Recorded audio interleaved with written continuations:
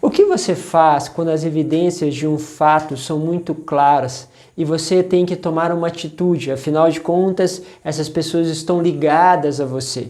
Você consegue dirigir isso, gestar essas coisas de uma maneira profunda? Vamos falar um pouquinho sobre isso olhando para a vida de São José.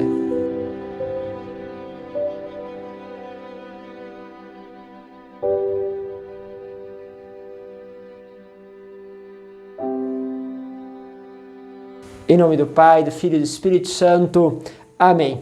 Que bom ter vocês juntos e, sobretudo, acompanhando este Evangelho dia após dia, um dia especial, dia de São José. Hoje também unimos a igreja que este ano, de forma especial, é dedicado a São José.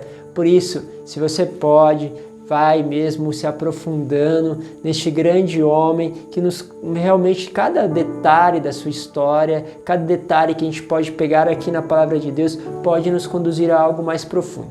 Hoje a igreja propõe para nós duas leituras. Eu vou trabalhar com as duas, mas você pode ficar à vontade de escolher uma delas. A primeira leitura está em Mateus, no capítulo 1, no versículo 16, depois do 18 ao 21.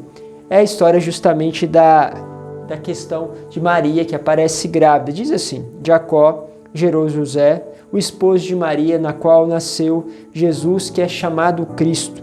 A origem de Jesus Cristo foi assim: Maria, sua mãe, estava prometida em casamento a José e antes de viverem juntos, ela ficou grávida pela ação do Espírito Santo. José, seu marido, era justo e, não querendo denunciá-la, resolve abandonar Maria em segredo. E enquanto José pensava nisso, eis que o anjo do Senhor apareceu-lhe em sonho e lhe disse: José, filho de Davi, não tenhas medo de receber Maria como tua esposa, porque o que ela concebeu pela ação do Espírito Santo, e ela dará à luz a um filho, e tu lhe darás o nome de Jesus, pois ele vai salvar o seu povo dos seus pecados. Quando acordou, José fez conforme o anjo do Senhor havia mandado. É interessante pegarmos aqui que essa dimensão que José recebe, esta notícia, sabe deste caminho, há uma evidência clara de traição, de adultério. Porém, ele precisa trabalhar com tudo isso dentro dele. É uma informação que chega e ele precisa ver o que fará diante dessa situação. Quando ele resolve, ali dialogando, então imagine você que tem certas circunstâncias que você não tem ninguém para falar, afinal de contas, falar para alguém significa também colocar a imagem daquela pessoa em questionamento. Muitas vezes acontece uma situação com o esposo, a mulher vai contar para a mãe. Quando ela faz isso, embora seja um caminho interessante, seja um caminho que nós podemos entender, mas ao mesmo tempo ela corre um sério risco de destruir a imagem do esposo perante a mãe. Se a mãe não tem capacidade de gestar a situação, ou seja, de olhar para a situação sem criar obstáculo com aquela pessoa que talvez, do ponto de vista da filha dela, está ferindo.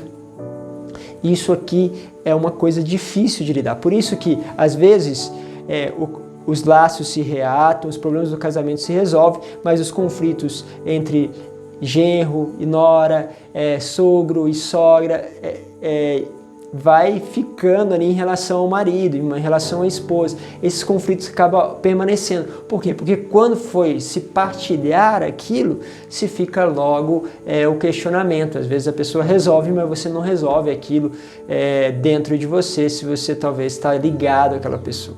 Bom, como José lidou com isso? Ele pensou em abandoná-la em segredo, ficar como culpado da situação, um pai que abandona a casa.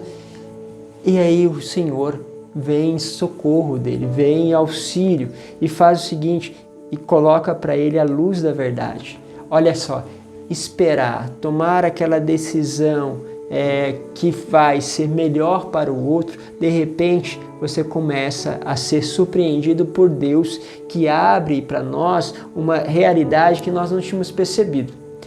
O outro texto que está em Lucas, no capítulo 2, do versículo 41 ao 51a, é um texto que fala sobre a dimensão onde José e Maria perdem Jesus.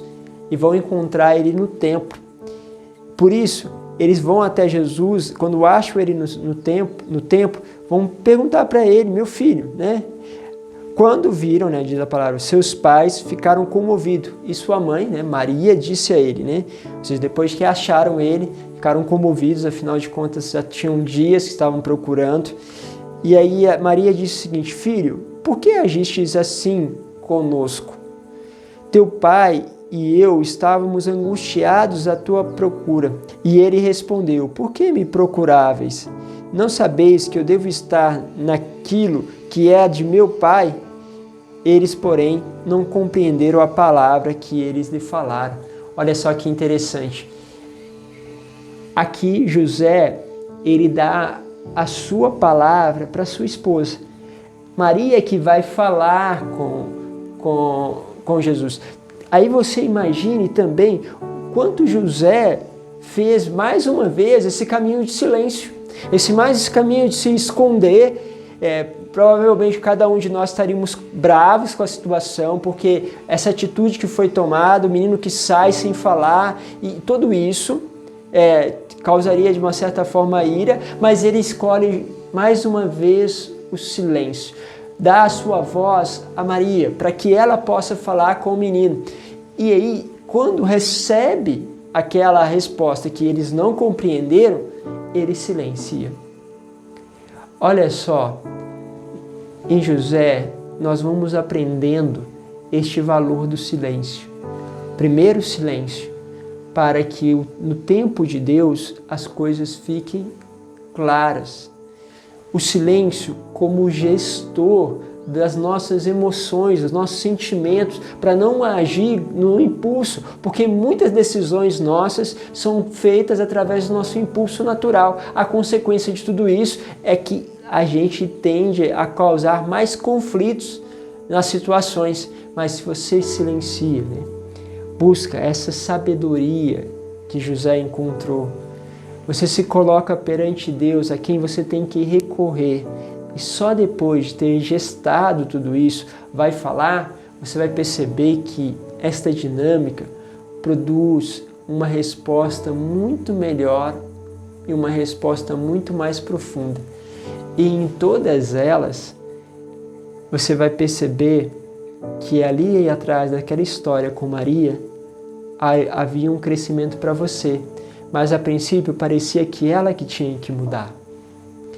Ali naquela história com Jesus, parecia que ele estava errado, que havia algo ali que tinha que ser consertado, mas de repente você percebe que tem algo em você que precisa mudar. Vamos lá, gente. Se vocês entenderem essa dinâmica do silêncio, vocês vão perceber que, em geral, o silêncio te ajuda a corrigir-se, a voltar-se para si, a tirar o peso sobre o outro e a olhar para si e perceber que também nós podemos aprender diante de todas as circunstâncias, mesmo aquelas que parece óbvio, aquela falha e aquele erro por parte do outro. Pode ser sim que você chegue à conclusão que não era o caso aqui de José, mas que chegue à conclusão que aquele outro realmente precisa mudar, que aquela atitude precisa ser colocada, mas você vai ver que através do silêncio isso ganha uma fecundidade maior. Por isso, faça essa companhia muitas vezes. E às vezes também quando alguém vai falar alguma coisa, você não precisa ficar batendo na mesma tecla só para realmente ainda acentuar o erro do outro. De repente, fica do lado daquela pessoa, da tua esposa, do teu esposo, para dizer, estou com ele, estou com ela, estou com ele. Mas não precisa acrescentar, o seu silêncio já é uma forma de adesão, de unidade e pode ser muito fecundo. Aprendemos um pouquinho. Há uma graça em falar e às vezes há uma graça ainda maior em silenciar. A palavra de Deus nos fala isso. Deus vos abençoe, Pai, Filho e Espírito Santo. Amém. Que São José possa interceder sempre por nós.